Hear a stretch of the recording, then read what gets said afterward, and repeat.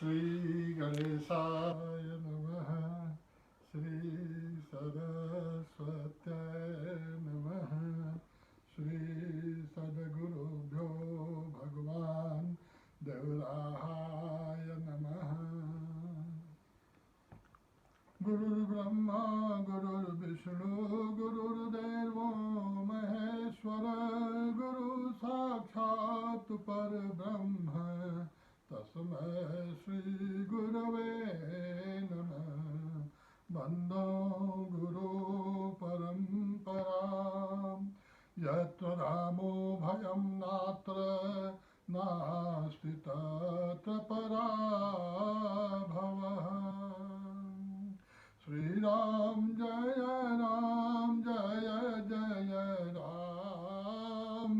जय सिया राम जय सिया राम। श्री राम जय राम जय राम। जय सिया राम जय सिया राम। आज आपको मैं एक पौराणिक कथा सुनाता हूँ जिसका बहुत गहरा संबंध हमारे जीवन से है। किसी नगर में एक साधु एक नारा लगाते हुए जा रहे थे, 1,00,000 की एक बात, 1,00,000 की एक बात, 1,00,000 की एक बात, जिसको लेना हो ले लो, नहीं तो बाद में पछताओगे। राजा ने यह बात सुनी। उन्होंने साधु को अपने महल में बुलाया और साधु से कहा कि ये आप 1,00,000 की एक बात क्या कह रहे हैं। तो साधु ने कहा कि 1,00,000 की जो मैं एक बात बता रहा हूँ वह यह है कि क्रोध में शांति रखो। तो राजा ने कहा कि ये 1,00,000 की बात है। तो साधु कहते हैं कि जी ये 1,00,000 से भी ऊपर की बात है। राजा ने कहा कि मैं इस पे विश्वास नहीं करता। तो साधु ने कहा तुम एक काम करो, इस वाक्य को लिखो और अपने महल में जहाँ तुम्हारा शयन कक्ष है वहाँ ले जा करके टांग दो, जहाँ तुम इसको देख सको। राजा ने बिल्कुल वैसा ही किया। साधु चले गए। समय बीता। एक दिन राजा को किसी काम से बाहर जाना था। राजा बाहर चले गए। महल में उनकी पत्नी रानी और उनकी एक बेटी थी जो युवा थी। उसका विवाह होने वाला था। तो बेटी ने माँ से कहा, ए माँ, मेरी एक इच्छा है कि तू मुझे एक दिन के लिए राजकुमार बना दे, क्योंकि कुछ दिन के बाद मेरा विवाह हो जाएगा, मैं चली जाऊंगी, फिर यह मौका मुझे नहीं मिलेगा। रानी ने बेटी की बात मानी। बेटी को राजकुमार बनाया, सजाया, जो भी राजकुमार के पहनावे होते हैं सब पहनाया। बेटी बहुत खुश हुई, पूरा दिन खेलती रही। शाम हुई तो बेटी माँ के पास उसी पहनावे में सो गई। रात को राजा अपना काम पूरा करके वापस आए और जब अपने महल में अपने शयन कक्ष में आते हैं तो देखते हैं कि रानी किसी राजा के साथ सो रही है। राजा को गुस्सा आया। उन्होंने अपनी तलवार निकाली, उसको ऊपर उठाया और ज्यों ही ऊपर उठाया उनकी नजर उस वाक्य पे पड़ी कि क्रोध में शांति रखो। राजा ने अपना खड्ग वापस डाल दिया। जाके ध्यान से देखते हैं तो उनकी रानी के बगल में उनकी बेटी राजकुमार के रूप में सो रही है। अगर यह वाक्य, साधु का दिया हुआ यह वाक्य, यह सूत्र राजा ने अपने महल में न लगाया होता तो आज अनर्थ हो जाता।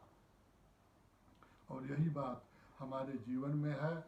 जब भी क्रोध आता है, गुस्सा आता है, it always come out of spur of a moment, but the result is disasters. It has wiped people, it has wiped out families just because of a moment. We cannot control that moment. तो यह जो सूत्र है, क्रोध में शांति रखो, remain calm in anger. Let's have it, let's follow it in our daily life. आइए अब मैं आपको रामचरितमानस में किष्किंधा कांड में ले चलता हूँ, जहाँ हमारे भगवान प्रभु राम चातुर्मास्य मना रहे हैं। वर्षा ऋतु का वर्णन बाबा गोस्वामी तुलसीदास जी करते हैं और बताते हैं कि वर्षा ऋतु के कारण चारों तरफ घास ही घास है, हरियाली ही हरियाली है, कहीं भी आपको मिट्टी धूल देखने को नहीं मिलती है, सर्वत्र हरा ही हरा है। आज भी पहाड़ों पे यही हालत होती है। तो गोस्वामी तुलसीदास जी महाराज इसका वर्णन करते हैं और कहते हैं खोजत कहता हूँ मिलहि नहीं धूरी, करहि क्रोध जिमि धर्म ही दूरी। श्री राम जय राम। तो बाबा गोस्वामी तुलसीदास जी महाराज हमको क्रोध की व्याख्या बताते हैं और कहते हैं कि जब क्रोध होता है, क्रोध आता है, तो ये जो धर्म है, यह धार ये सधर्म है। जिस वस्तु को हम धारण करते हैं वही धर्म है। क्रोध आने पर यह वस्तु हमसे दूर चली जाती है, इसलिए हम अपना आपा खो देते हैं, अपना आचार विचार खो देते हैं। तो बाबा जी बताते हैं कि हरियाली इतनी है कि आपको धूल कहीं ढूंढने से भी नहीं मिलती है, तो आपको रास्ता कहाँ से मिलेगा? इसलिए लोग जहाँ रहते हैं वहीं रुक जाते हैं। आगे वर्णन करते हैं, बताते हैं शशि संपन्न सोहमहि कैसे, उपकारी के संपत्ति जैसी। श्री राम जय राम। तो बताते हैं पूरी पृथ्वी अन्न से लदी हुई है, चारों तरफ फसलें ही फसलें हैं, हरी हरी फसलें हैं। इसकी शोभा ऐसे हो रही है जैसे कि जो परोपकार करते हैं, दूसरों का भला करते हैं, उनकी संपत्ति ऐसे ही सुहाती है। मानो बाबा जी हमें उपदेश दे रहे हैं, हमें संकेत दे रहे हैं कि आप जो कुछ भी अन्न करते हैं, कमाते हैं, जो भी संपत्ति आपके पास है, उसका कुछ हिस्सा अवश्य दूसरों को दीजिए, तो ही यह संपत्ति आपके साथ रहेगी। आगे बताते हैं कि जो चतुर किसान हैं वो क्या करते हैं कि जो उनकी फसलें हैं जिसमें घास वगैरह हो गई है, उसको निकालते हैं। तो कहते हैं कृषि निरावहि चतुर किसान,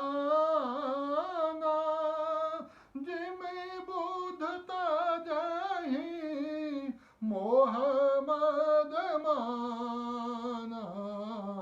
श्री राम जय राम। इस तरह से जो बुद्धिमान लोग हैं, जो महाजन हैं, जो संत हैं, वो मोह को, मद को, मान का त्याग कर देते हैं। और बाबा जी आगे बताते हैं कि कलिकाल को पा करके जो धर्म है वह दूर चला जाता है, तो हमें जो कलिकाल के दोष हैं उनसे बचना चाहिए। और आगे अंत में यह भी कहते हैं कि जब आपके कुल में, आपके खानदान में, परिवार में कोई कपूत जन्म लेता है, कहते हैं कि पूत सपूत तो संचय क्या और पूत कपूत तो संचय क्या। अगर आपका बच्चा अच्छा है, उसके पास कुछ नहीं है, सब कुछ बना लेगा, लेकिन कपूत है तो जो कुछ भी है वो सब कुछ खत्म कर देगा। यही जिम कपूत के उपजे कुल सद्धर्म नसाहि। तो इस तरह से हमें इस धर्म का आचरण करना चाहिए, क्रोध से दूर रहना चाहिए। पायो परम विश्राम, राम समान प्रभु नाहीं कहूँ। हर हर महादेव, जय सिया राम।